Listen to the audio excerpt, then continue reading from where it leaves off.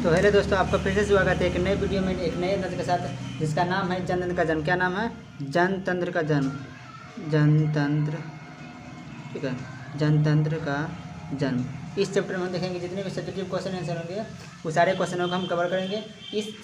इसके जो लेखक है वो है रामधारी सिंह दिनकर। इस चैप्टर के लेखक कौन है?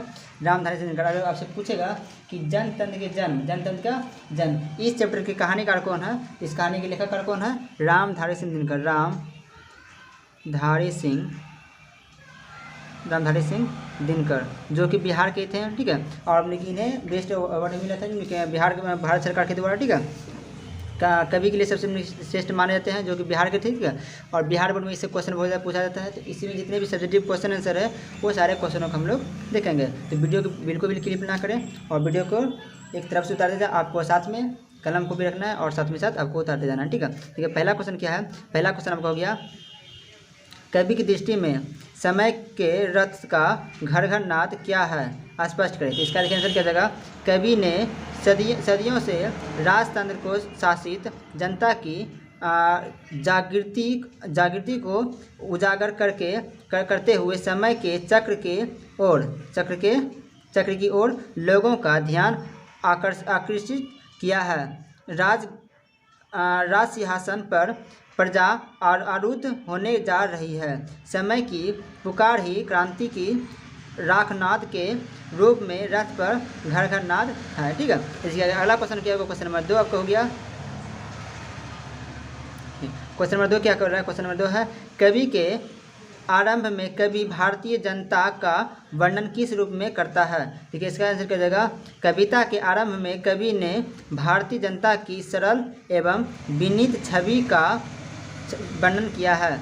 कवि ने कहा है कि जनता सहनशील होती है, जरा गर्मी सबको सहती है, दुख सुख में एक समान रहती है, मिट्टी की मूर्त की तरह अवरोध है, जनता फूल की तरह है, जिसे जब चाहे वहाँ जिस रूप में रख दो, जनता अवरोध बालक है। अवरोध बालक हमने छोटा बालक है कर रहे हैं कि जो जनता है वो छोटा बालक की तरह है, उसे जो कहिएगा वो ही कर देता है, ठीक है। छोटा बालक है, ठीक है आपका, जिसे छोटे प्रलोभन देकर, छोटे में कुछ उसे दे करके प्रशंसा किया जा सकता है।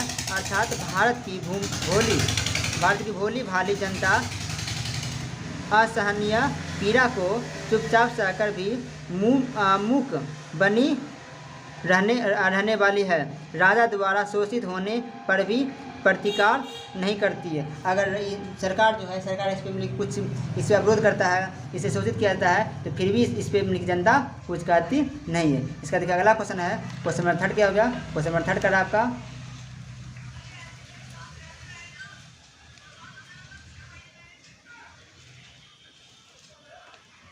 क्वेश्चन नंबर 3 है, कवि के अनुसार किन लोगों की दृष्टि में जनता फूल या दूधमुखी बच्चे, दूधमुखी बल्कि दूध पीते हुए बच्चे, ठीक है, दूधमुखी बच्चे की तरह है और क्यों?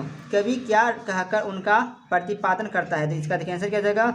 अंग्रेजी सरकार भी भारत की जनता को अवरोध समझकर कुछ प्रतिबंध देकर राजसुख में लिप्त है। वह समझती है कि जनता फूल या दूधमुखी बच्ची की तरह है, लेकिन इसके प्रतिकार में कवि ने कहा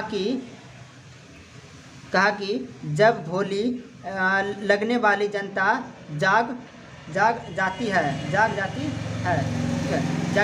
तब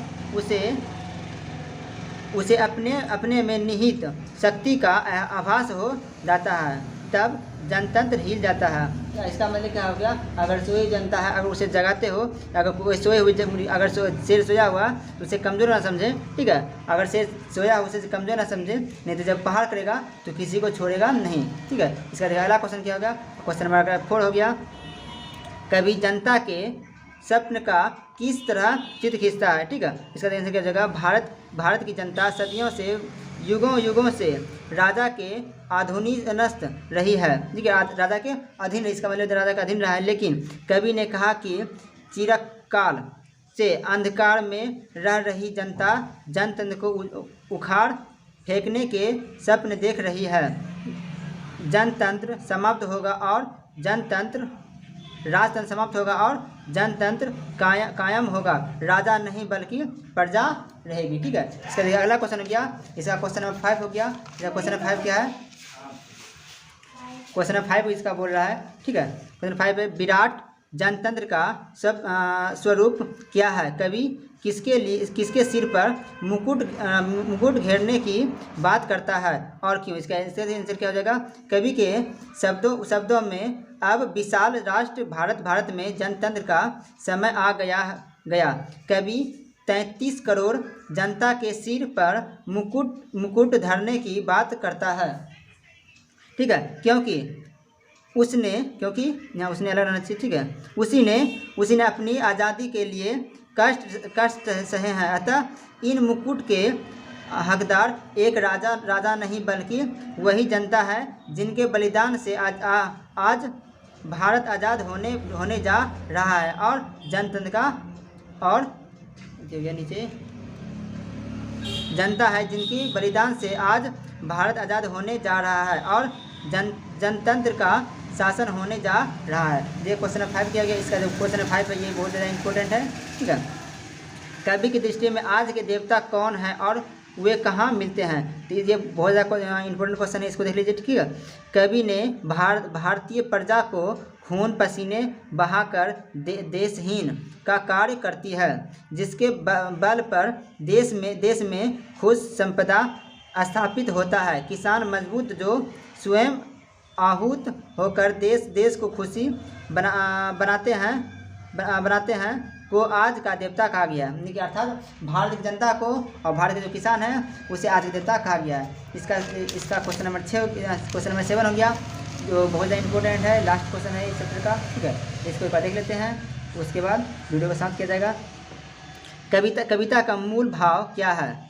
संक्षेप में स्पष्ट कीजिए। देखिए इसका आंसर क्या हो जाएगा? अगर पूछेगा तो ये 5 में पूछा जाएगा। देखिए इसका आंसर हो जाएगा प्रस्तुत कविता आधुनिक भारत में जनतंत्र के उदय का जय घोष है। सदियों की पराधीनता के बाद स्वतंत्रता प्राप्ति हुई है और भारत में जनतंत्र की प्राण प्रतिष्ठा हुई। जनतंत्र के ऐतिहासिक और राजनीतिक अभिप्रायों को कविता में उजागर करते हुए कवि यहाँ एक नवीन भारत का शिलान्यास करता है, जिसमें जनता ही स्वयं सिंहासन पर आरूढ़ होने का है। इसमें क्या हो गया? इसमें कवि ने जनता निहित शक्ति को उजागर करते हुए जनतंत्र की महत्वता को स्थापित करने पर बल दिया है। राजतंत्र की जड़ को उखाड़ फेंकने की ताकत जनता में है और राज सिंहासन का वास्तविक अधिकारी प्रजा ही है। ऐसा चित्र किया गया है, इस कविता में से चित्र किया गया है। अगर आप यहाँ तक ले लेते हो तो आपको इसमें 5 रन मिल जाएगा। ठीक है, यहीं तक वीडियो लेते हैं। Thank you.